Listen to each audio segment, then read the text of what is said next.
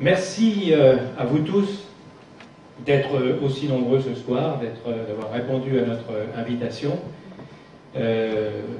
J'y suis très sensible et j'espère que vous allez tous bien. J'espère que vous êtes en forme. Oui. Oui. Non, parce que s'il y en a un certain nombre d'entre vous qui ne sont pas vraiment en forme, j'ai un petit conseil pour eux. C'est un conseil que je tiens de mon amie Cécile Duflot. Si vous n'êtes pas vraiment en forme, je vous conseille un petit joint pour vous détendre. Et d'ailleurs, comme je suis un peu tendu ce soir,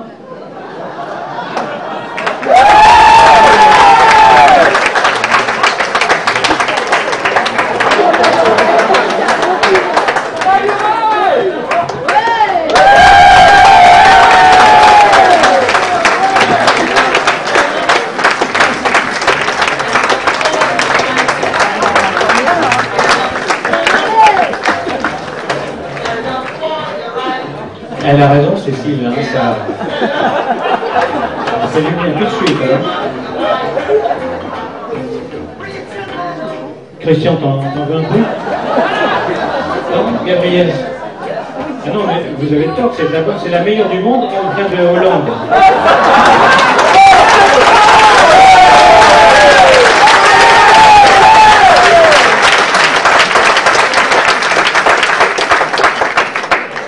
J'avais pas compris pourquoi on l'avait nommé ministre de l'aménagement du territoire et du logement social.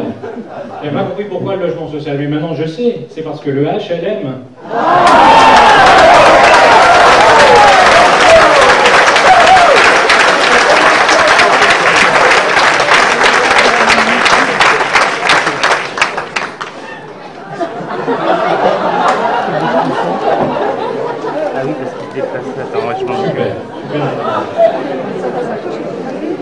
Je crois qu'ils ont quand même fait une erreur de casting. Parce que moi, je l'aurais nommé ministre de l'Agriculture.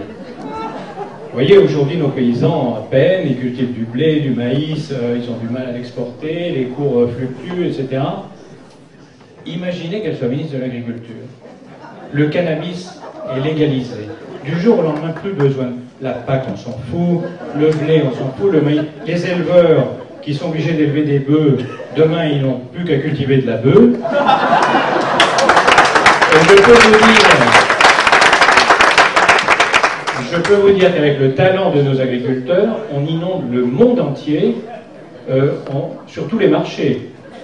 Les Hollandais ont qu'à aller se faire voir. On sera les meilleurs du monde et on règle tous nos problèmes d'agriculture.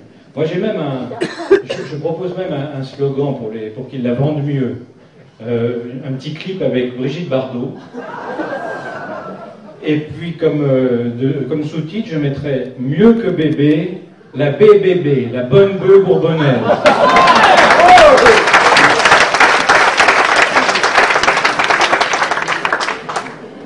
Plus de problème pour les agriculteurs. Et d'ailleurs, nous, qui avons une agriculture de montagne dans le Massif central, c'est pas terrible pour le cannabis. On peut faire mieux. En agriculture de montagne, ce qui pousse le mieux, c'est le pavot. Ça réglerait, le pavot, ça ramène beaucoup plus que le cannabis, ce serait vraiment très bien, moi je conseille ça. Et en plus, ça aurait un double avantage. Fantastique. Ce pauvre Obama et ce pauvre Bush, ça fait 10 ans, 11 ans qu'ils sont en Afghanistan en train d'essayer de se délivrer des talibans et d'Al-Qaïda. Pourquoi ils n'y arrivent pas? Parce que les talibans, ils cultivent le pavot, ils sont milliardaires, ils achètent toutes les armes qu'ils veulent, on ne peut pas en venir à bout. On lance nos agriculteurs sur le pavot. Les talibans à côté, que dalle, ils n'en vendent plus un, les cours s'effondrent, on vend plus, ils ne peuvent plus acheter une arme, et on a gagné la guerre en Afghanistan.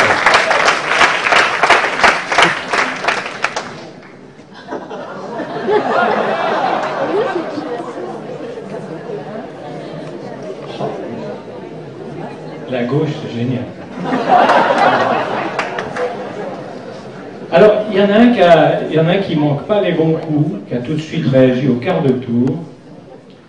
Je ne parle pas du président du Parti radical, M. Jean-Michel Baillet, le président de Dépêche du Midi, parce que lui, il a déjà dit depuis septembre dernier, mais on n'a pas vu votre star, qu'il était pour pas la dépénalisation, la légalisation du cannabis. Il propose même qu'on le vende en pharmacie. Comme ça, on est sûr du produit, quoi. Vous voyez ce que je veux dire? Il est contrôlé.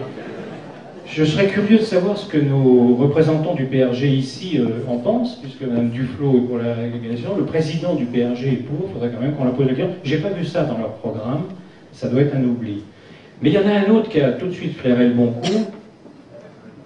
Il flaire tous les bons coups. Vous n'avez pas deviné? Ben, c'est Mélenchon. Mélenchon, immédiatement après, a fait un communiqué en disant « c'est un grand pas en avant ». Ouais, je crois qu'il a raison, c'est un grand pas en avant vers le précipice.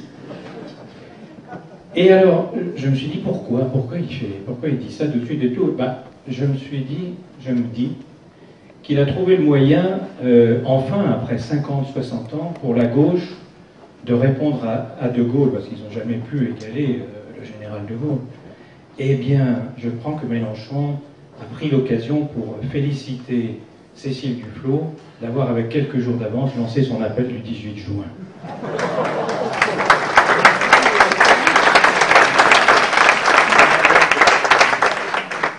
J'ai bien envie d'en mettre un petit peu sur les tables tout à l'heure, au moment du verre de l'amitié, pour que vous puissiez en amener chez vous, en emporter un peu. Non, allez, vraiment.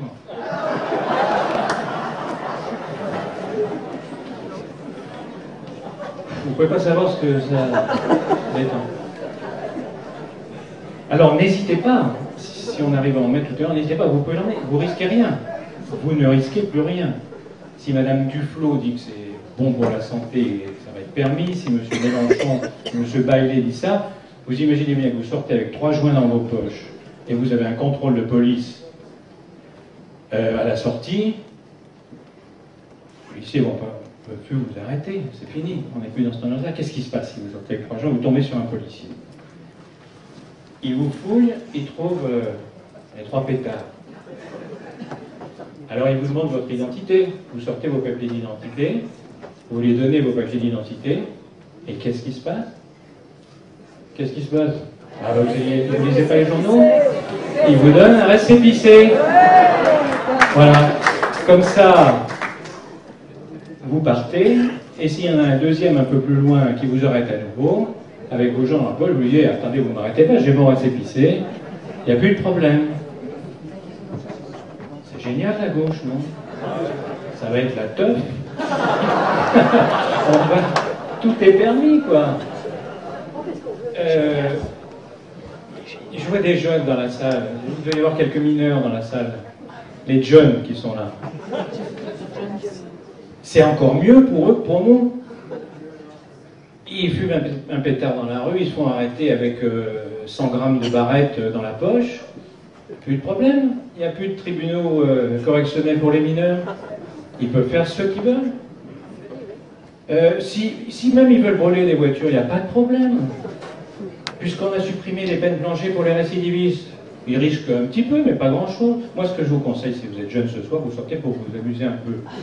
Vous allez brûler 2-3 voitures. Vous allumez votre pétard avec l'incendie.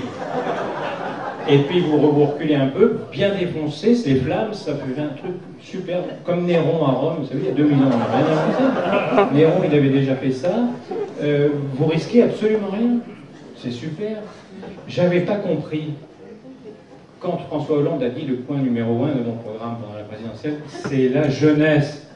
Ben voilà, j'ai compris maintenant. C'est la jeunesse.